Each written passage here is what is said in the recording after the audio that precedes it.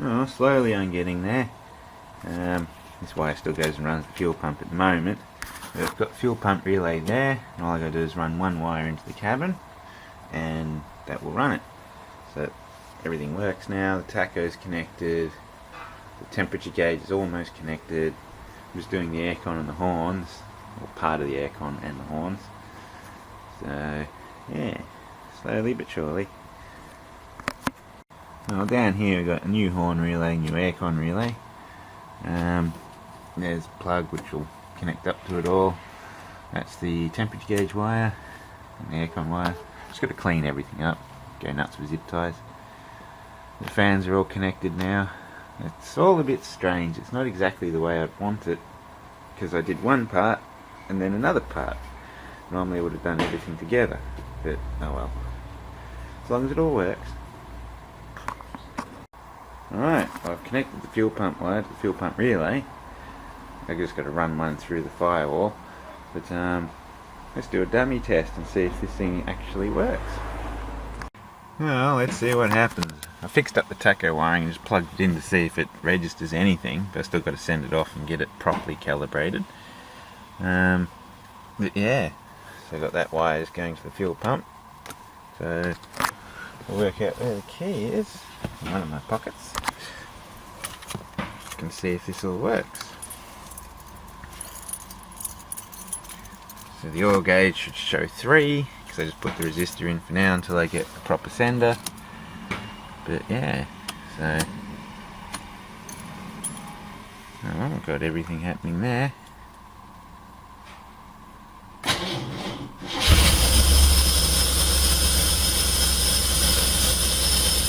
Got a tiny battery trying to crank that. That wasn't too bad.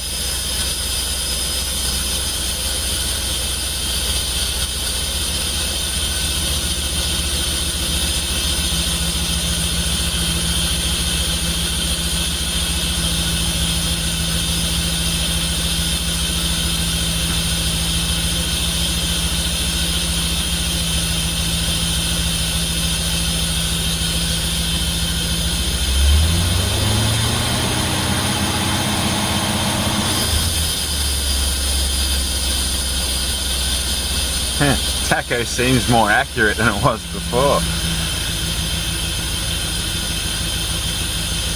Still got to check engine earthing.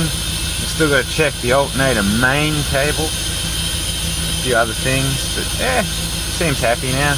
Put headlights on. That's just a bulb failure light or something up with the module. It'll go out in a second. There you go.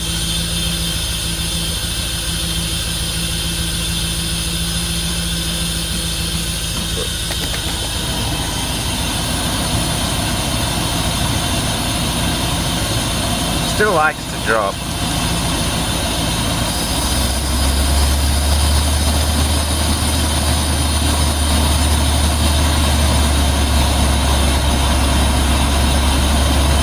A lot better than it was though.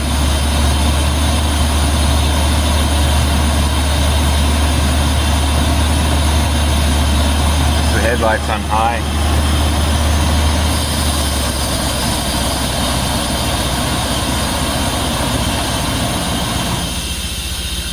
Cool.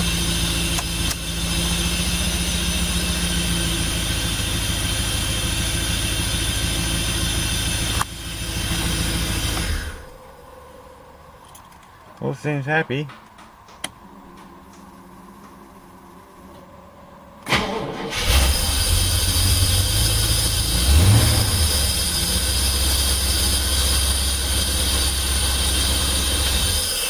Cool.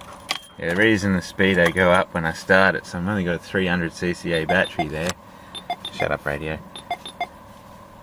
Connected by jumper cables. So once I put the real battery in, that'll stop happening. That's not a bad effort. This tiny little battery is able to start and run this thing now. So, I wonder what would have happened before if I tried to start it off this little battery. Probably not very much. Now I've got to fix up under there.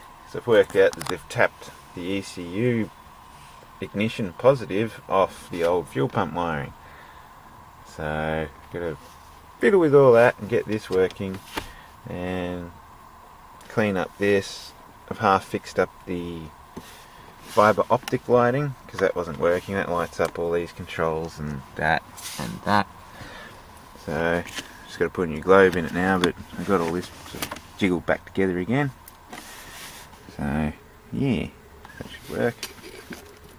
Because yeah, they've gone to all the trouble of fucking everything else up, but they haven't fixed the fibre optics. But at least they haven't tried to use one of them as an earth. I've seen that before. It's quite funny. Like they join a wire to a fibre. Quite amusing. Well, it never ends with this car. Just playing with the horn, just to wire up, you know, my new relay, because the old relay wasn't plugged in properly, so that's why it didn't work, because the horn never worked. But now I've only found that the horn only works if the key is there. If you move it to there, it don't work. If you put it anywhere else, it don't work. It has to be there or out, and then the horn will work. So now I've got to work that one out. That's an interesting one. Could be a problem with the earth and using the steering lock as a goddamn earth. Who knows? I'll have to have a look. Well, that side's pretty much done now. I'm just got to like make it all neat. I've run the wire to the fuel pump through the firewall. Just everything apart from the air conditioning is pretty much done. So, but I'll wait until that gets remade. So I work out where the wiring has to go.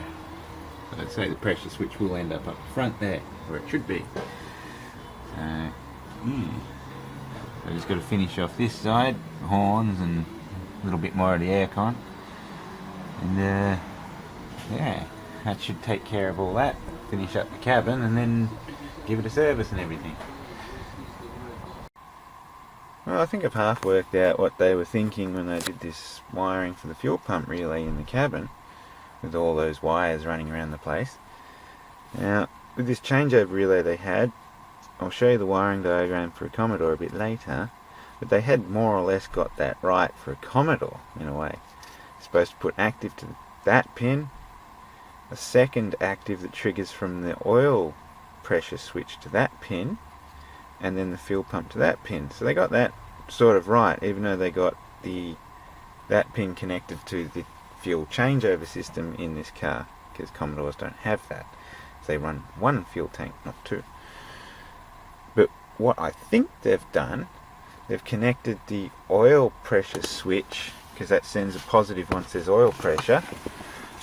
They connected it to this wire, which goes to the inertia switch, and then comes back, powers the tanks, and then goes back to this pin. I just got to make sure of that first, but that's what I think they'd done. So this switch would only work if you had oil pressure. A little bit strange. So the way I'm doing it now is I've wired up the relay the way Commodore wants it done, and then I brought one main wire in here, and that will power the pump and the changeover switch. So, but I'll try and run it through the inertia switch like it should. It's all a little bit weird. And I'll put a fuse on the bloody ECU, so they had that plugged straight into the main power. So, and I'll tidy up all that shit. Yeah, just everywhere I look on this, there's something to do. It's fun. Right, this might confuse you all a bit. Let's try. There's the fuel pump, there's the fuel pump relay, oil light pressure switch, ECU, ignition, all that stuff. Now, the way Holden wants their fuel pump wired, you've got the fuel pump connects to this pin, and when the relay's not energized, it's connected to that pin, which goes to the oil pressure switch. When you have oil pressure, that switch closes and sends ignition power down through to the pump. Normally, when you turn the ignition on, the ECU will close the relay, and then power from the fuel pump relay fuse up here will then power the pump itself. But if this relay fails, if you have oil pressure, then the ignition will power the pump. It's a really strange setup. So, but that's the way I've wired it up, because that's the way they wanted. And that's what they were trying to do originally with the other relay in the cabin. But they'd connected this to the actual fuel tank switch. So it was a little bit strange. We'll see how it goes.